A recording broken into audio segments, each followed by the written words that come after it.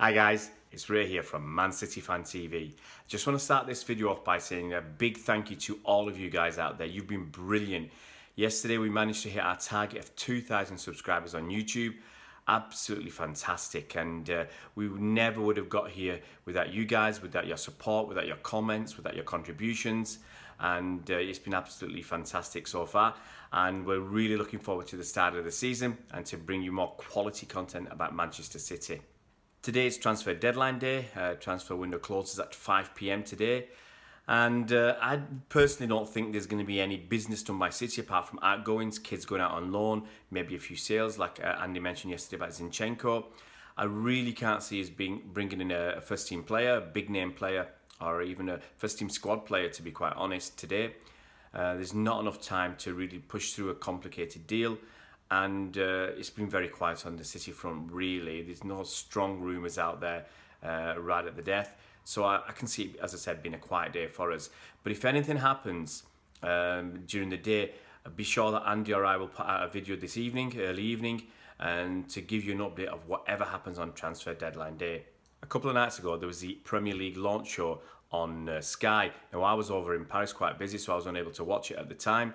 But it's actually available on YouTube if you want to go and watch the full 3 hours, and I watched some of it this morning. The most important things to me were the interviews with Vincent Kompany, Kyle Walker, and the man himself, Pep Guardiola.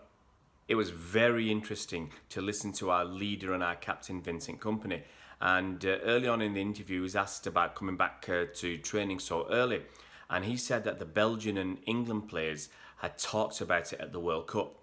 And they've been given a certain amount of holiday, but they felt like they wanted to be part of a big game at Wembley. And he said it was worth it to win the Community Shield and get some more silverware. And he said personally for him, his pre-season is tailored for Vincent Kompany because obviously he's had injuries in the past, but now he says he feels good, he feels great, and he's feeling really sharp. Gary Neville said to him that the last 2 times City had won the Premier League, the following season hadn't gone so well. And if you remember, it didn't go so well the following seasons. And so he said, what's so different about this year? How are you going to try to get the back-to-back? And what Vincent said was very illuminating. He said before, the players had come back with smiles on their faces. They were a bit more relaxed. They were a little less committed. And he said that teams that wanted it more, they could beat us. But this time, he said, it's completely different. We realise it's precious and we want to hold on to it. That's the Premier League title. And he said, we lost 2 Community Shields before and we were playing against a strong Chelsea team. And he said, we played really well. He was asked about competition for places at centre-back, and he said he thrives on competition. He says, I don't care what people say about my injury history. I know how I feel now, and I feel great. And on Stones and Laporte, he said, because of my injuries, I feel I've got a role of helping the other centre-backs. I give everything I have. So as an elder statesman in the team, as a senior player, I mean, you have a kind of a dual role. Obviously, you've got that experience and you want to be able to, and it's necessary to pass it on to the other players. And I think Vincent feels he's already doing that a lot earlier than he would have expected to, just because of his injuries. He's also said we should be as strong as last year. The team are currently doing double sessions and they're working on the tactical side, not the physical side. So it just shows how much attention to detail Pep has. I mean, if they're doing double sessions on tactics during the week running up to a game, let's be quite honest, we don't play this good by luck. Next is Kyle Walker. Now, he said he cut down his holiday short, he cut it short so that he could win the Community Shield. And he said he had just under 2 weeks holiday, and but he's I think 27, and he said he's not won much in his career, and he wants to take every opportunity he can to win trophies. They did some tactics with him. They taught tactics, and it was a very good. He offered a very good insight into Pep's tactics. He said that Pep wants short passes, about 3 meters, and he said we do a lot of these short passes during a game. And people can think it's, we do think it's a bit boring and you're just passing one to the other, to the other, to the other. But he said the idea is it draws players in from the opposition and that creates spaces for others to exploit. He was asked about his role and the difference of his role between Spurs and City, and he said at Spurs he was just a win-back, but at City he said his football knowledge has improved. Other points he made, he said it's the #1 objective of the team to retain the Premier League. That's the most important thing for the City players. And talking about signings and other teams and competition, and he said, it's actually very interesting, he said, Liverpool signing players is a compliment to City. And basically it just shows what other teams are having to do to try and catch up to what City achieved last season. I'll finish off with some of the comments Pep made. Now he said things like, if the players want to play, they need to maintain their level. And he said individually, the players can improve. And very interesting, he said, if I can't improve the team, I'll leave. I'll go to the chairman and say I need to leave. So obviously they want to know tactics, how City can be beaten, and Pep was non-committal. He just basically laughed it off, and he didn't want to answer those particular questions.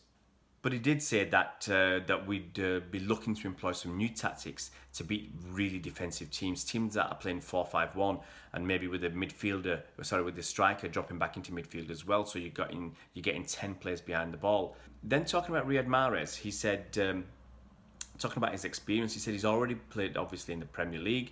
He already has that experience, and he said he can play in 3 or 4 positions across the midfield, and he's going to give competition to the other players. Also talking about motivation and whether we can do it back to back, and whether the players are ready. And Pep said, I think the players are ready. I keep telling them that their career is short. Don't miss out on any chance. And he said, if a guy doesn't do it, if a guy doesn't perform, someone else will replace him. And I actually think they all know that. If you're not doing the business, there's another guy waiting to step into your shoes. So that really keeps the players on their toes, and they really have to perform at the top level all the time. I mean, I actually think, personally, looking back to the Community Shield, Leroy Sané didn't look injured. I think he was pulled off just purely because he wasn't performing. He was asked about Phil Foden, and he said Phil Foden's part of the team. He said last year he was up and down. He trained with the first team squad, but he played some games for the EDS and he was in some games for the first team. But he said this year he's more mature. He has a special quality. He has all the skills. So I personally feel he'll get at least a few more games this season. You know, he'll be in double figures in Premier League games. I think that's a minimum. They asked about obviously the cover for Fernandinho because we didn't get Jorginho, and Pep said, well, we've got Gundogan. He's a good cover for Dino, and actually Ilkay has a good sniff in the box. I think he has a good sense of a goal, a bit like Frank Lampard did, or a bit like Paul Scholes. He can sense when there's an opportunity. He also talked about John Stones possibly moving into midfield, and talked about John Stones' qualities and abilities. And even though he hasn't really played there, hasn't been tested there, he feels he can probably do that job. Pep didn't hold back at making fun or having a pop at Carragher and Neville. And there's a short clip you might have already seen, but it'll be a little later on in the video, where Pep calls Gary Neville Phil, and you can hear the other guys sniggering in the background. That's a real slap in the face for Gary Neville. I think they feel because Jamie and Phil knows that they are not stupid, and they know when he play bad, the other one is going to play too. And if they I've come to talk with you again. Not the other one is going to play in that position. He also commented when they questioned about the England team and what England need to do now to go to the next level. And he had a go at the golden generation. You know, people like, I think Carragher, I don't think he was actually one of the golden boys, but he was part of that generation. And Gary Neville himself and others around him. And he said they should have done more. And basically they missed that opportunity. So how can they, you know, they shouldn't be in a position to criticise the new lads, because they failed basically in themselves in the past. And to finish off, Pep said the quality is there. The players just need to believe. Guys, if you haven't already subscribed on YouTube, just click down below and subscribe to the channel, and hit the bell icon for notifications so you are notified as soon as we put out a new video. And if you like the video, always please click like. We always love that. And just share it around with your friends. Tell your friends about this Man City Fan TV channel and all the lovely content we're putting out every day for you. And we'll just, as I said, we'll keep doing that throughout the season. See you around, Blues.